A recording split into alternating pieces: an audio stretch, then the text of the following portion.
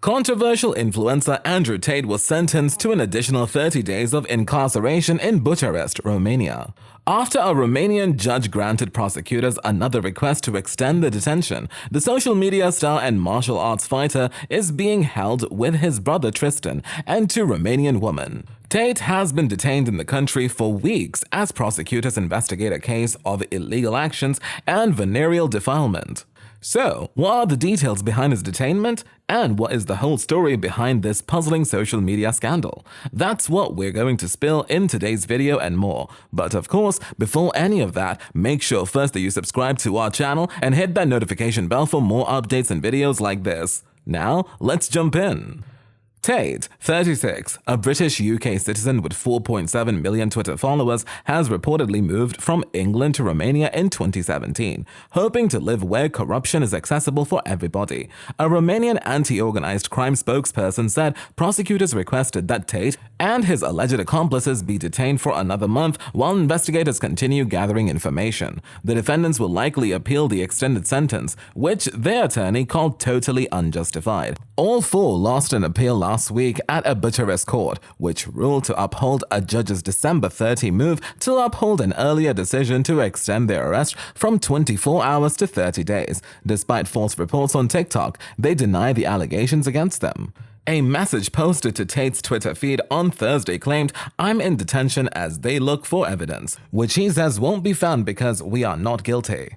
Romanian law enforcement said 6 women had accused Tate and his associates of acts of physical maltreatment and mental coercion before arrests were made. Last week, officials confiscated $3.9 million in assets, including several luxury automobiles and real estate property they said could be sold to finance the investigation if those properties were purchased with revenue generated through the alleged illegal work.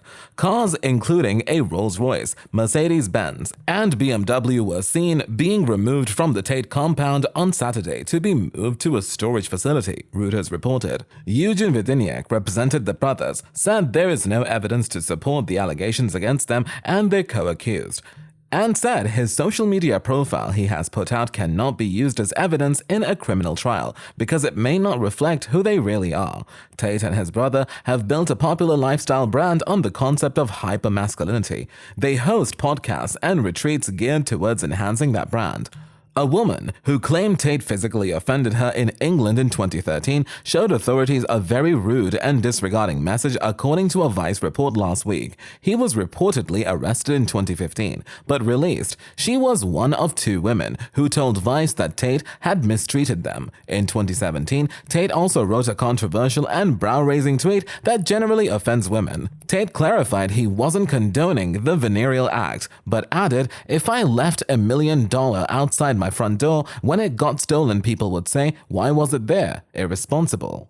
I will point this out from the beginning that even up to the present moment, the criminal investigation file has not been made available to us to ensure the effective defenses of our client, he said. In this sense, I would like to point out, at least from this point of view, I am also somehow amazed there is not a single piece of evidence apart from the victim's statement that leads to the idea that a crime was committed, he added.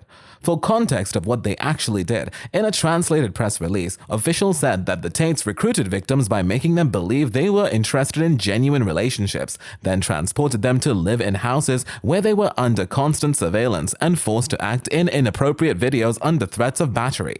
The videos would then be sold online. Tate has proudly admitted to some version of this already. The self-proclaimed king of toxic masculinity told the Daily Mirror that he and his brother once operated a total scam business in which 75 women were paid to talk to men for $4 per minute, and where the Tates would pocket most of the money. This kind of behavior is central to Tate's personal brand, that of the straight-talking hustler who films himself alongside exotic sports cars and models, wearing bathrobes and smoking cigars, implying that by following his advice, you too could live such a lifestyle. Though Tate has been courting fame for years, his videos began gaining mainstream traction last year when clips of his angry tirades and shady entrepreneurial advice regularly went viral on TikTok. Much of the discourse surrounding him relates to panic over the well-being of boys and young men. During that time, middle and high school teachers reported noticing a major uptick in physical harassment and unkind speech on toxic masculinity in their classrooms by their male students. In response, all the major social media platforms banned his accounts. Although, under Elon Musk's ownership, Twitter reinstated his account in November. The brazenness of his cruelty and expensive but trashy aesthetic has made Tate the face of several unfortunate stereotypes in contemporary internet culture. The anti-feminist capitalizing on the Me Too backlash, the angry dude with a podcast mic, and the guy shilling for scammy pyramid scheme adjacent businesses.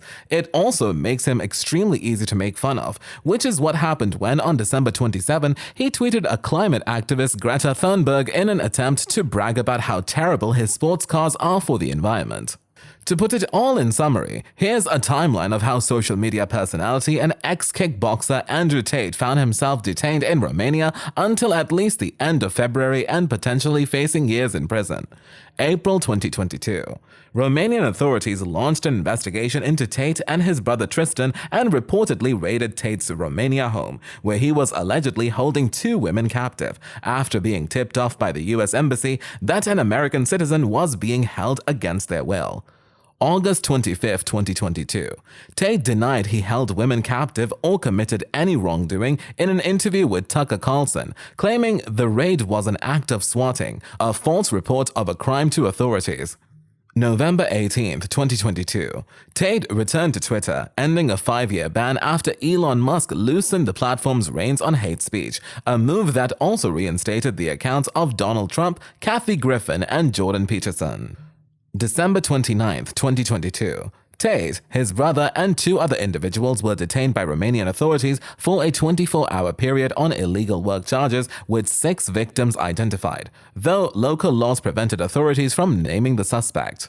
January 4, 2023. Romanian authorities seized 11 cars belonging to Tate and his brother, equaling a third of the collection Tate bragged to Thunberg about having on Twitter, including a Rolls-Royce Wraith and an Aston Martin Vanquish S Ultimate, and are investigating whether they are purchased with money made from illegal work. January 10, 2023. Tate, his brother, and 2 Romanian women who are also in custody lost their bid in a Bucharest court to appeal their 30-day detention, forcing Tate to stay in the country while officials continue to investigate. January 20, 2023. Tate and his brother's detention in Romania was extended for another 30 days until February 27, while prosecutors continued their investigation of organized crime. The arrest has once again brought Andrew Tate's name into the public discourse, and with it the question of how to deal with the boys and young men who have bought into his rhetoric, tweeted the popular leftist streamer Vosh. I cannot stress enough how important it is to understand that 12-year-old white boys on Twitch are not being pulled into fascism because of some Machiavellian desire to preserve and expand their privileges. It's because the right talks to them and the left doesn't. It's unclear, however, what a leftist Andrew Tate for teen boys would look like, or whether mainstream or left learning culture really does ignore teenage boys, who continue to be one of the key demographics for movies, music, TV, and video games. Instead, experts recommend that concerned parents or supervisors talk to kids about what they know about Tate and what they think of him. There will always be creepy, charismatic reactionaries, ready to exploit algorithms that reward anger and prey on young people. Kids who are still figuring out how the world works and their place in it. Tate isn't some kind of singular genius, and we should refrain from treating him as such. The important thing is that when people come across content like his, they can see through the craziness. That's all for today. We hope you enjoyed that video, and if you did, make sure you like, subscribe, and hit that notification bell for more videos like this.